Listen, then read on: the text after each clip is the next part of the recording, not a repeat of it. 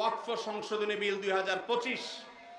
আপনারা অনেকে জেনে থাকবেন ভারতবর্ষে প্রাতিষ্ঠানিক জমির মালিকানা সবচেয়ে বেশি হলো ভারতের রেলওয়ে এবং সেনাবাহিনীর। তৃতীয় সর্বোচ্চ প্রাতিষ্ঠানিক জমির মালিকানা হলো ভারতের মুসলমানদের ওয়াকফ বোর্ডের জমি। 8.7 লক্ষ সম্পদের মালিক হলো মুসলমানদের ওয়াকফ বোর্ড।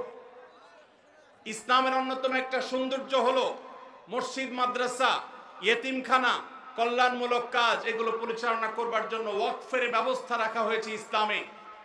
কেউ তার জমি জীবদ্দশায় ওয়াকফ করে গেলে কিয়ামত পর্যন্ত সেই জমি যে উদ্দেশ্য ওয়াকফ করে যাওয়া হয়েছে সে উদ্দেশ্যে ব্যয় করতে হবে। ওয়াকফের জমি কেউ বিক্রি করতে পারে না, এক্সচেঞ্জ করতে পারে না, দখল করতে পারে না। যে উদ্দেশ্য ওয়াকফ করা হয়েছে এটার পরিপন্থী কোনো কাজ করা যায় না। ওয়াকফের এই চমৎকার উদাহরণের কারণে পৃথিবীতে কল্যাণমূলক কাজ আজীবন বেঁচে থাকবে। সেই সাস্টেইনেবল ওয়াকফের মাধ্যমে সাস্টেইনেবল ডেভেলপমেন্টের ব্যবস্থা ইসলাম রেখেছে। ভারতবর্ষে মুসলমানদের শত শত বছর চলে আসা 8.7 লক্ষ সম্পদ, যেটা টোটাল ভারতবর্ষে যত প্রাতিষ্ঠানিক সম্পদ আছে এর মধ্যে তৃতীয় সর্বোচ্চ। সেই সম্পদ আজ ভারতের হিন্দুত্ববাদীরা গ্রাস করবার জন্য নতুন করে সংসদে বিল তারা পাশ করেছে। আপনারা জানেন এই বিলে সুস্পষ্টভাবে বলা হয়েছে যে মুসলমানদের ওয়াকফ বোর্ড, যেটা নিতান্ত ইসলামিক একটা বিষয়, এটা এতদিন পর্যন্ত মুসলমানরাই পরিচালনা করে আসতো। এখন রাজ্য এবং কেন্দ্রীয় ওয়াকফ বোর্ডে দুজন অন্য ধর্মাবলম্বী অমুসলমান হিন্দু তাদেরকে বাধ্যতামূলকভাবে ওয়াকফ বোর্ডে অন্তর্ভুক্ত করার জন্য আইন করা হয়েছে। তার মানে মুসলমানদের মসজিদ পরিচালনার জন্য মুসলমানদেরকে ঢুকাইতে হবে কমিটিতে।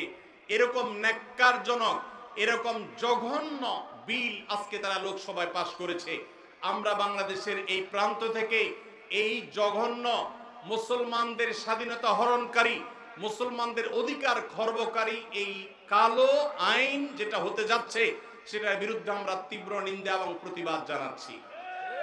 ভাইরা আমার, আমাদের দেশে পান থেকে চুন খসলেই যারা সংখ্যালঘু অধিকার বলে চিৎকার চেঁচামেচি করে আর নিন্দা জ্ঞাপন করে, তারা যুগ যুগ ধরে যে মুসলমান নিধন করে আসছে সেখানে সামান্য একটু গোশত পাওয়া যাওয়ার কাল্পনিক অভিযোগের ভিত্তিতে দিন দুপুরে মানুষকে পিটিয়ে মেরে ফেলা হয়। হোলির রং গায়ে মাখতে না চাওয়ার কারণে দিন দুপুরে পিটিয়ে মানুষকে মেরে ফেলা হয়। তাদের উৎসবের নাম দিয়ে মুসলমানদের মসজিদগুলোকে ভাঙা হয় বুলডোজার দিয়ে।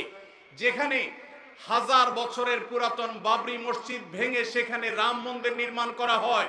ওয়াকফ বোর্ডের উপরে কর্তৃত্ব প্রতিষ্ঠা করার মাধ্যমে মুসলমানদের লক্ষ লক্ষ সম্পদ, এটাকে হিন্দুরা তাদের মতো করে মসজিদ মাদ্রাসাগুলোতে আরো বহু রাম মন্দির প্রতিষ্ঠা করার আইনি ভিত্তি তারা তৈরি করেছে। এই কালো আইন, এই বিলের বিরুদ্ধে আমরা তীব্র প্রতিবাদ এবং নিন্দা জ্ঞাপন করছি। আমাদের দায়িত্ব হবে প্রত্যেকটা মানুষ ভারতবর্ষের মুসলমানদের বিরুদ্ধে এই ঐতিহাসিক জঘন্য যে পদক্ষেপ ভারত সরকার নিতে যাচ্ছে এর বিরুদ্ধে প্রত্যেককে যার যার জায়গা থেকে প্রতিবাদ জানাতে হবে। ওয়াকফ সম্পদ এটা মুসলমানদের অধিকারের ব্যাপার, সামাজিক এবং ধর্মীয় অধিকারের ব্যাপার। মুসলমানদের সে অধিকার থেকে তারা বঞ্চিত করছে। একের পর এক কালো আইন করে করে মুসলমানদেরকে বঞ্চিত করা হচ্ছে। আমরা নিন্দা জানাই।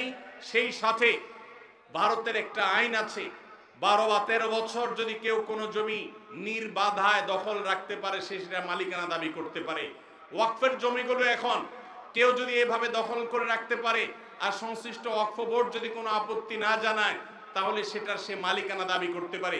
এবং সে মালিকানার দাবি নিষ্পত্তি করার নতুন করে বিল পাস করা হয়েছে যে কালেক্টরেটের চেয়ে সিনিয়র লেভেলের কোন অফিসার সেটা নিষ্পত্তি করতে পারবে। অর্থাৎ মুসলমানদের মসজিদের বিষয়ে এই জমি যদি কোনো হিন্দু দখল করে তাহলে সেটা যেন সে দখল নিতে পারে, তার জন্য 1000টা দুয়ার খোলা হয়েছে। এটা ভারতবর্ষের ইতিহাসে মুসলমানদের বিরুদ্ধে তৈরি হওয়া সবচেয়ে কালো আইনগুলোর একটা, যেটা মুসলমানদের অধিকার খর্ব করছে, সংখ্যালঘুদের অধিকার খর্ব করছে। আমরা এর তীব্র নিন্দা জানাচ্ছি। আল্লাহ রাব্বুল আলামিন ভারতবর্ষের মুসলমানদের অধিকার যেন তারা ফিরে পায় সেই তৌফিক আল্লাহ তাদের সবাইকে দান করুন।